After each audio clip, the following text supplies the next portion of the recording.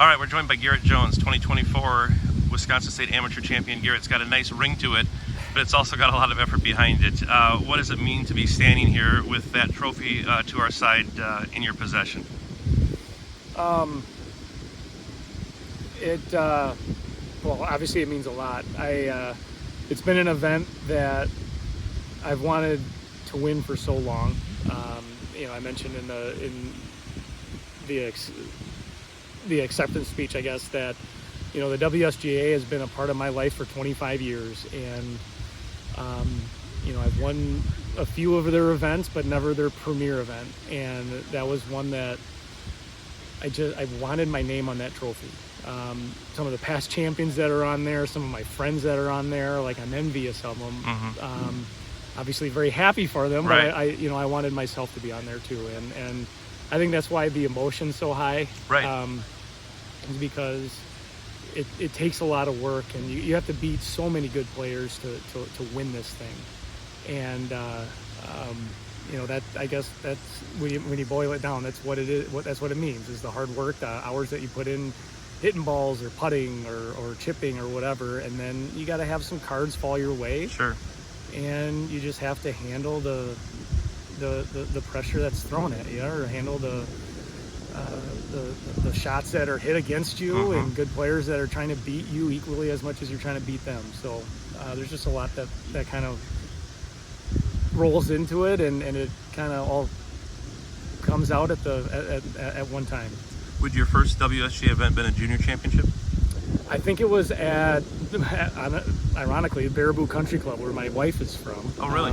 I think I was 14. I may have been 15. But yeah, it was Baraboo Country Club was my first. I think it was the state junior. Okay. Was my first WSGA event. So, what did you feel like then, and what bit you? At what point did competitive golf kind of become part of who you are? Good question. I think it was early, just wanting to play in tournaments wherever I could, or I think it was early. It was probably when I was 14 or 15 or 16, and just seeing these beautiful trophies that have all these names on them, I wanted my name on them. Sure. And I think I'm a pretty competitive guy that's kind of the way I'm wired, and I hope that answers your question. Well, yeah, absolutely. The other part of it is, I mean, you and I joke a lot about Rewey, Wisconsin, your hometown, because I know where it is, and mm-hmm. I like to think that maybe I'm in a select club that way. But the fact that you came from what would be considered humble golf roots, very humbled. Yeah.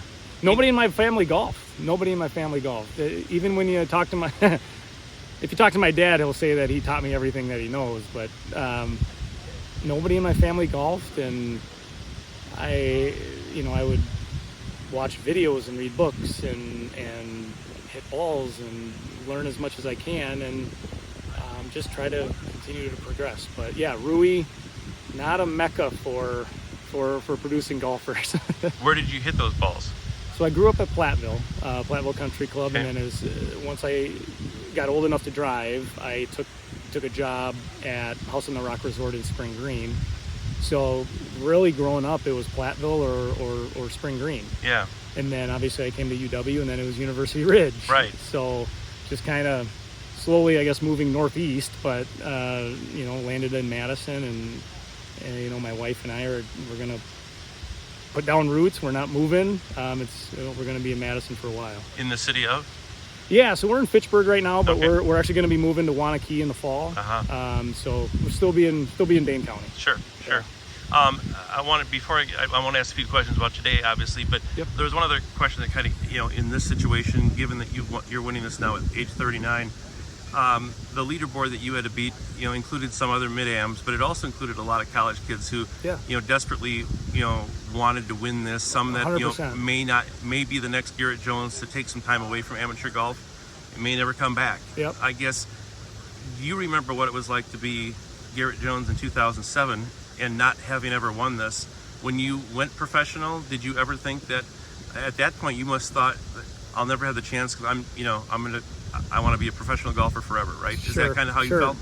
Yeah, I mean, looking back at the stadium that I probably had the best chance of winning was at the Bog, and I think it was 04 maybe when Pat Boyle won.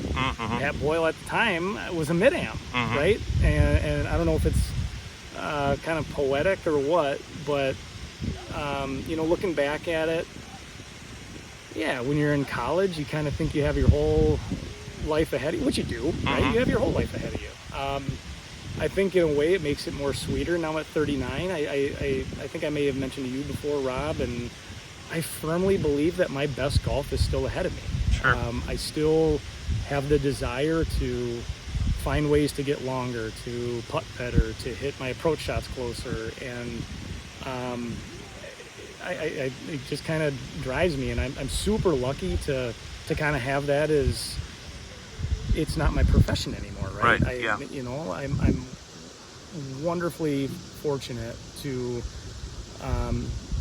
have the support from work or professionally, and then my support at home with my wife, with my family, that I get to play in these things, and I still get to practice to the point that I can be competitive. If I'm not going to be competitive, I'm not going to show up and try to play in these things. Right.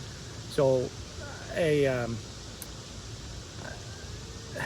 I think Gary asked me yesterday, or maybe it was you, if I take it for granted when you're younger, there might be an element to that. And, I think in a way, it makes it that much sweeter when you're older and you are literally competing against guys half my age. And, right. Guys, when I probably could have won my first state am, they weren't born yet. You know what I mean? That's true. So, yeah. I do. I look forward to it so much. And the golf season in Wisconsin, we're incredibly fortunate. We're so lucky with the associations that we have, not just the WSGA, but the Wisconsin PGA and the tournaments that they run, the courses that we play on. I can't stress enough at how fortunate we are, and to be grateful that we get to compete on venues like this. And it's frosting, right? When I get to walk away as the victor, I guess. Absolutely. Ross Thompson was saying you like to play a lot with the guys, that are currently on the team. How does that keep you sharp, and what do you feel maybe they can learn from you, both when they're playing with you, and maybe there were a lot of them watching you, accept your victory today? I'm sure a lot of things are going through their heads, thinking maybe that can be them someday. Yeah, and honestly, I hope they want to beat me as much as I want to beat them. We can still have a drink at the end of the round. I see Joe Weber right here just kind of waiting for me. Like, we want to beat each other's brains in on the golf course, but and I wouldn't have it any other way, right? So many of my friends are ultra competitive on the golf course, and I think that's what helps drive me. Yes, when I'm around the UW team, Coach Wilson, Coach Thompson, there's a fresh batch of kids every single year that I think you nailed it on the head. In a way, it kind of keeps me younger. It keeps me competitive because, tell you what, the freshmen coming in, they're not getting any shorter. They're not getting worse. So if I want to win state AMs, if I want to compete at the USAM, I have to do things equally as well, maybe even a little bit better than an 18-year-old or a 20-year-old. So I have to keep my body in shape. I have to, I probably have to be even more disciplined than they do, just because, I might get to play once or twice a week, and chances are they're probably on the course 6 days a week. Sure. So, and at this juncture in my life, I wouldn't have it any other way. And relating to today, because you've already broken down with the other guys, and that's not what this is about, but there was one period in the round today that I wanted to ask you about, and that was, going from the ninth green, where I think you and Joe bogeyed and Drake parred to, I think, take a lead, because you were both all tied again going to that hole. Okay. And then you rattle off 3 birdies and 4 holes, and then that was kind of where everything turned. In your mind, what did you do to make it turn? And on a day like today, in the final round of this championship, knowing how tough this course was set up, did you ever think you would make 3 birdies and 4 holes? I knew it was out there. If you're asking, like, did you flip the switch? No, I mean the proverbial switch, right? Yeah. I can't say proverbial. Yeah, absolutely. I've only had one one One Tito's, drink, yeah. one Tito's and lemonade. But look, if he could flip a switch, I'd have done it 2 days ago. Right.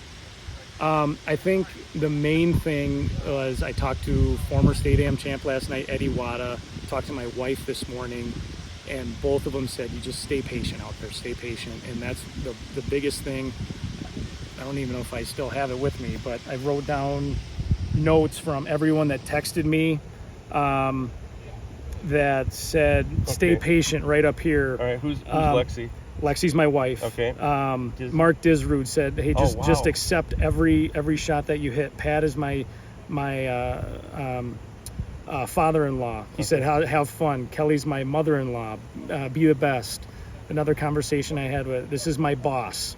Which Tansel? Chris Tansel, The hockey player. the hockey player. My high school golf coach, Bob Faraday. Wow.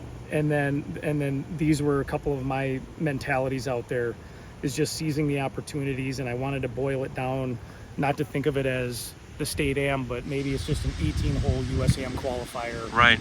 That we fortunately had a head start on some other people. So Sure. I'm trying to, like, there's a lot of self-talk out there. Yeah. Otherwise you can kind of drive yourself nuts. And if there's an experience card that I played, it was that. Knowing that it is one shot at a time, where you have to remind yourself on, how do you make 3 birdies in 4 holes? You don't just do it. You gotta keep doing the right things. You gotta hit fairways, you gotta hit greens, and you gotta make putts. So it's not flipping a switch. It's kind of sticking to patience theme or anything like that. And lastly, now you do get the first guy to get a USAM exemption out of this. Were you planning to go? And I know as a working guy now, it probably creates a little bit of a schedule thing, but I'm sure it's something you'll gladly take. Yeah, I will gladly take it. I'll have to rearrange a few things work-wise. And so my wife's family, extended family, they actually live up there near Hazeltine. My wife's cousin is the caddy master at Hazeltine. Wow. So we're probably going to make it a family trip. And yeah, I mean, will I play in the state open now? Probably not. I think they might be the same week. I have no idea. I can tell you they're not. I haven't even looked at it, but Yep. I probably can't take that much time off of work. Yep. But yeah, it's a thrill to play in USGA events. I've been fortunate enough to play in 5 of them, I think. So I'm going to really look forward to it. And it's kind of the same thing. It's just going to be the best, for the most part, the college players in the country. So I know I have my work cut out for me. I got to play well, but doesn't mean I can't go there and compete. Absolutely. Garrett, wonderful week this week. Congratulations. Thank you so much, Rob. Thanks for everything you and Gary do for the state too. It's awesome to have you guys reporting on everything. No problem. Thank you. Thank you.